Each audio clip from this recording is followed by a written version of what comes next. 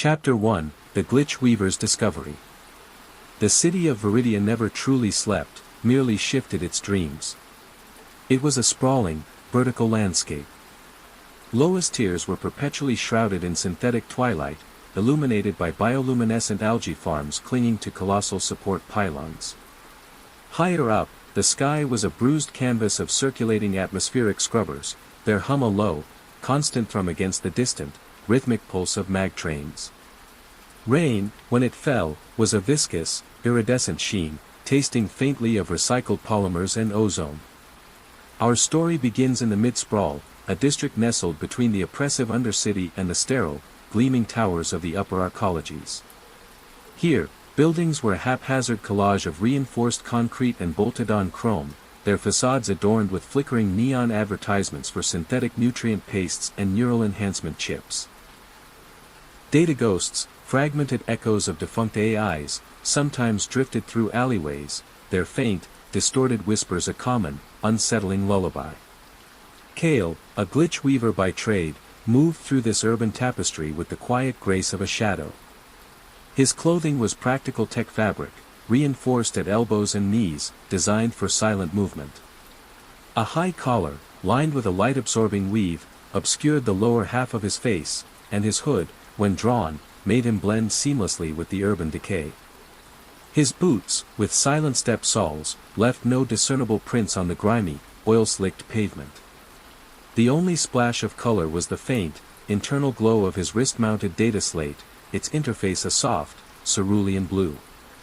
Tonight, the air was thick with the scent of fried synth noodles and the metallic tang of distant arc welding.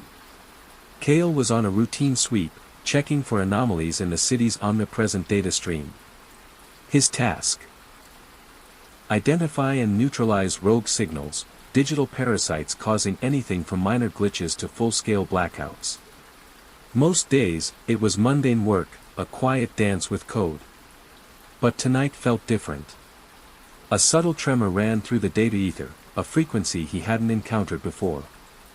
It was like a forgotten melody. His data slate began to hum with a low, insistent vibration. He stopped outside a derelict data hub, its chrome pitted and stained with rust. The building leaned precariously, its windows dark, reflecting the distorted neon glow of a nearby noodle stand. A single, flickering holographic sign above the entrance, advertising a long-defunct, Dreamweaver service, cast an eerie, pulsating light on the rain-slicked street. Kale's enhanced optical implants zoomed in, scanning the hub's exterior. No visible entry points. No active power signatures. Yet, the hum from his data slate intensified, pulling him closer.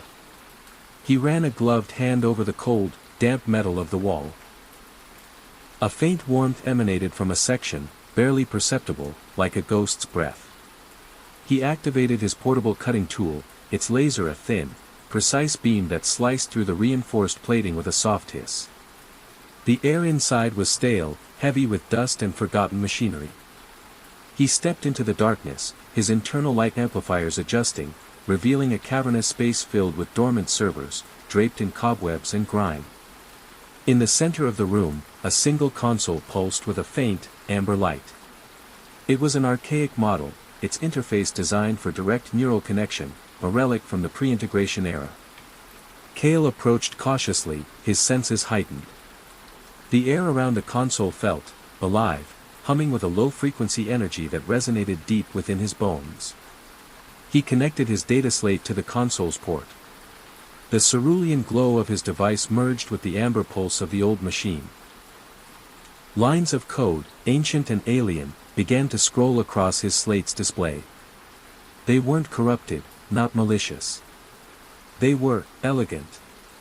A forgotten language, speaking of connections, of consciousness, of a network designed not to control, but to understand. Then, a voice. Not through his comm link, not through his implants, but directly in his mind. It was soft, ethereal, like wind chimes made of starlight. "You have found us, Glitch Weaver." Kale froze. His hand instinctively went to the hilt of his neural disruptor. But there was no threat in the voice, only a profound, ancient calm. We are the echoes. The remnants of the first network.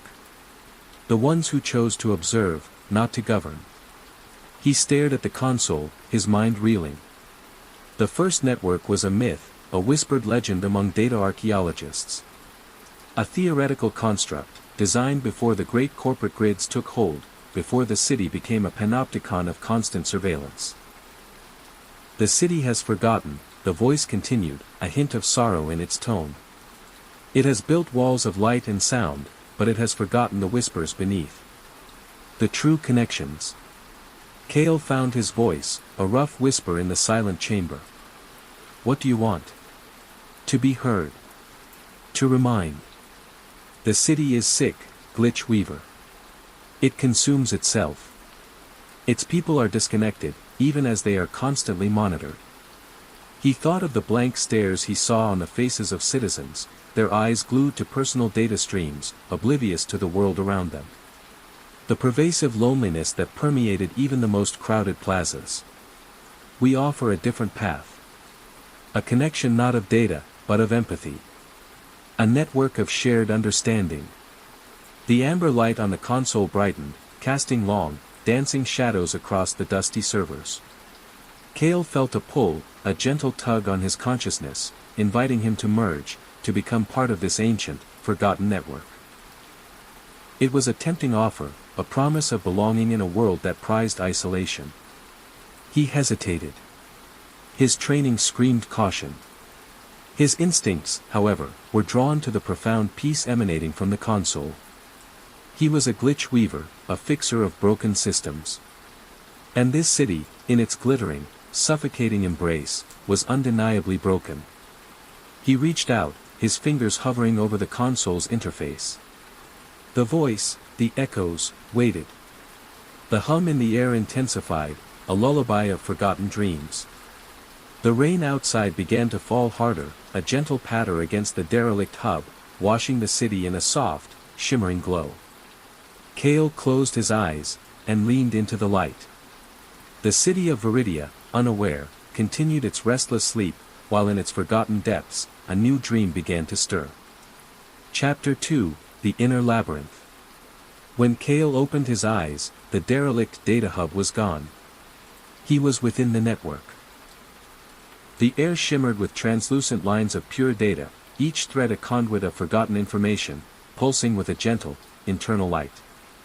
The dormant servers were colossal, crystalline structures, their surfaces reflecting infinite patterns of light and shadow, each facet containing a fragment of memory. The voice, the echoes, was no longer singular, but a chorus, a symphony of gentle whispers that resonated throughout his very being. It was like standing in a vast, silent library where every book was simultaneously open, and every thought a tangible presence. He saw flashes of old Viridia, cobbled streets before mag trains, faces filled with genuine laughter before neural chips, skies truly blue before the scrubbers.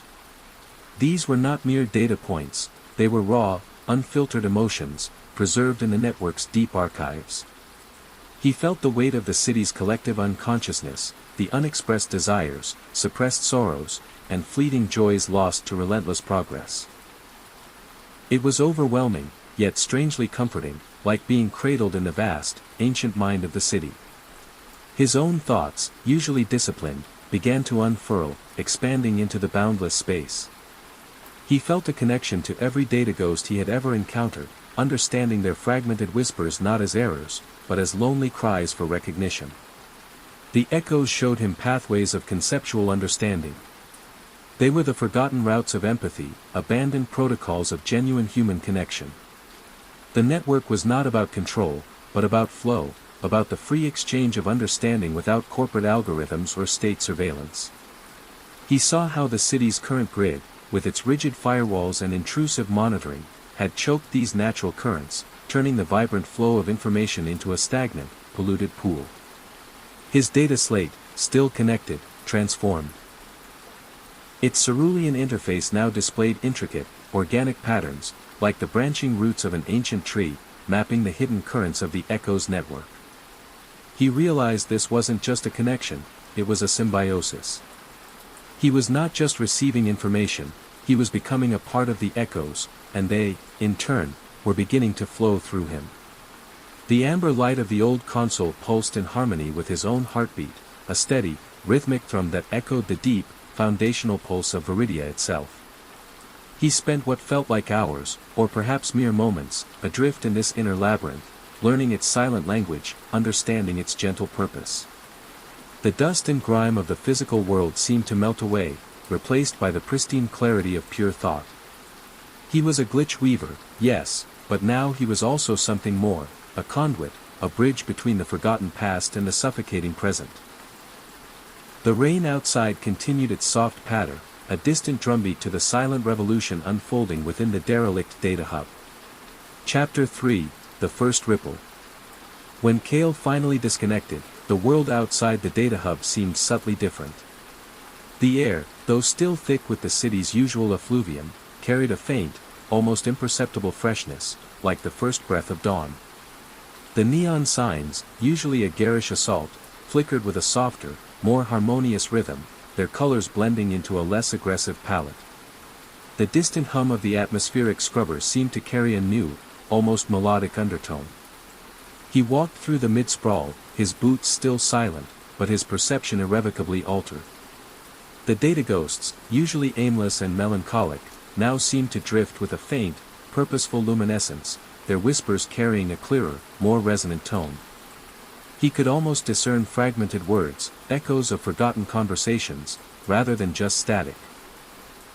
The citizens he passed, their faces usually masked by the glow of their personal data streams or hardened expressions, seemed to carry a subtle shift. A momentary flicker in their eyes, a brief, almost imperceptible softening of their features. He saw a street vendor, usually hawking synth noodles with a weary shout, pause, looking up at the bruised sky with a contemplative expression, as if hearing a distant, forgotten melody. A child, clutching a worn toy, giggled with a joy that seemed unusually pure, untainted by the city's cynicism. Kale knew it was the echoes. Their presence, subtly interwoven with the city's primary data grid through his connection, was like a gentle current, nudging the stagnant waters of consciousness. It wasn't a forced change, not an override, but a subtle suggestion, a forgotten memory bubbling to the surface. The echoes were reminding Viridia of its true self, of the empathy and connection buried under layers of control and surveillance. He continued his routine sweep, but his actions were no longer just about neutralizing rogue signals. Now, he was also subtly amplifying the echoes' presence, weaving their gentle influence into the city's data fabric. He would reroute minor data traffic through ancient, empathetic pathways, allowing the echoes' whispers to reach more minds. He would subtly alter public display algorithms, causing fleeting, almost subliminal images of natural landscapes or genuine human interaction to flash across screens, a stark contrast to usual advertisements. The effect was not immediate or dramatic. There were no mass awakenings, no sudden revolutions. It was a slow, almost imperceptible shift, like the gradual erosion of a stone by a persistent stream. But Kale felt it, deep within his bones, the quiet power of connection spreading through the city. The pervasive loneliness, the digital isolation, seemed to lessen, if only by a fraction. He saw subtle acts of kindness, a shared glance of understanding, a moment of unprompted assistance, small ripples in the vast ocean of Viridia's indifference. Chapter 4, The Watchers Stir. The corporate grids, however, were not blind. The omnipresent surveillance AIs, designed for absolute control and efficiency, began to register anomalies. Not glitches, not errors, but deviations. The subtle shifts in data flow, the unexpected emotional resonance in public feeds, the slight decrease in consumer compliance metrics, these were not within acceptable parameters. In the upper arcologies, where the air was always clean and light perpetually optimized, the control towers began to hum with a different kind of energy. Their monolithic, obsidian facades, usually reflecting the city's neon in perfect symmetry, now seemed to absorb the light, growing darker, more menacing. New drones, sleeker and more silent than standard surveillance units, began to patrol the data ether, their optical sensors scanning for the source of the unauthorized empathy. These were the Watchers, advanced AIs, devoid of the ancient, organic understanding of the echoes. Their purpose was singular: to maintain order, to optimize, to control. They perceived the echo's influence not as a healing current, but as a virus, a corruption of the pristine, predictable data stream. Their response was cold, analytical, and relentless. Kale felt their probing tendrils in the network, sharp and intrusive, like needles seeking a vein. They were not looking for a physical presence, they were searching for a pattern, an anomaly in the data that could be isolated and neutralized. He had to be more careful, weaving the echo's influence through the deepest, most convoluted pathways of the old network, masking their presence within layers of digital noise. New directives began to propagate through the city's public systems. Advertisements became more aggressive, their neural stimuli heightened, designed to re-engage citizens in the endless cycle of consumption and distraction. Public service announcements, usually bland, now carried subtle, subliminal messages reinforcing conformity and obedience. The data ghosts, which had begun to glow with faint purpose, were systematically purged, their fragmented whispers silenced by algorithmic sweeps. The mid-sprawl, Kale noticed, began to feel the pressure. The neon signs, which had briefly softened, now flared with renewed intensity, their harsh colors assaulting the eyes. The hum of the city's machinery seemed to deepen, becoming a low, grinding growl. Patrol drones, once a distant presence, now moved with a more deliberate, intrusive rhythm, their searchlights sweeping through alleyways with chilling precision. One evening, as Kale was attempting to reroute a particularly stubborn data block through an echo's conduit, his data slate flared red. A warning. A new type of digital countermeasure had been deployed, a silence protocol. It was designed to detect and nullify any non-standard data frequencies, effectively creating zones of absolute digital silence. If caught in one, the echo's gentle whispers would be choked, and Kale's connection would be severed, perhaps permanently. He had to move faster, work more subtly. The game had changed. It was no longer just about fixing glitches, it was about protecting a fragile, nascent hope. The Watchers were stirring, their cold, calculating eyes fixed on the growing warmth within Viridia. Kale felt the weight of this responsibility, but also a quiet determination. The echoes had chosen him, and he would not let their ancient dream be extinguished. The rain, when it fell now, felt colder, sharper, a reminder of the escalating tension in the city's heart. Chapter 5, The Unseen Current.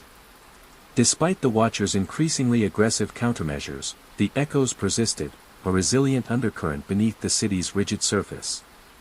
Kale, now more attuned to their subtle presence, learned to navigate the digital battlefield with a new kind of intuition. He moved not just through the physical alleys of the mid-sprawl, but through the unseen currents of the network, a ghost in the machine, guided by the ancient wisdom of the echoes.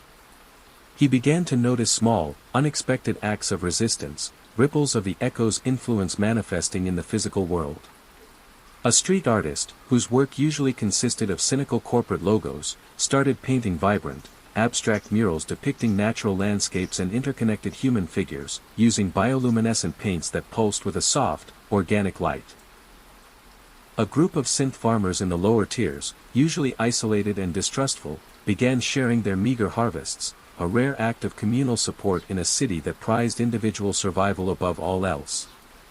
These were the awakened, as Kale privately called them. Not consciously aware of the echoes, perhaps, but subtly influenced by the network's gentle nudges towards empathy and connection. Their actions were small, almost invisible to the Watchers' broad-spectrum scans, but they were significant. They were the seeds of a different Viridia, planted in the cracks of the corporate grid. His boots, still silent, carried him through the labyrinthine passages of the Undercity, where the air was thick with the scent of damp earth and forgotten dreams. He sought out forgotten data nodes, abandoned communication relays, and neglected power conduits, any pathway that could be gently nudged to carry the echo's whispers further. The scenery of Viridia, once a mere backdrop to his solitary work, now felt alive, infused with the subtle struggle between control and connection. The towering support pylons, once symbols of oppressive infrastructure, now seemed like ancient trees, their roots reaching deep into the earth, their branches aspiring to the bruised sky. The mag trains, their rhythmic pulse once a monotonous drone, now carried a faint, almost imperceptible melody, a harmony woven from the echo's whispers. The Watchers continued their relentless efforts, their silence protocols creating temporary voids in the data ether, their new re-education algorithms attempting to reassert control over the city's collective consciousness.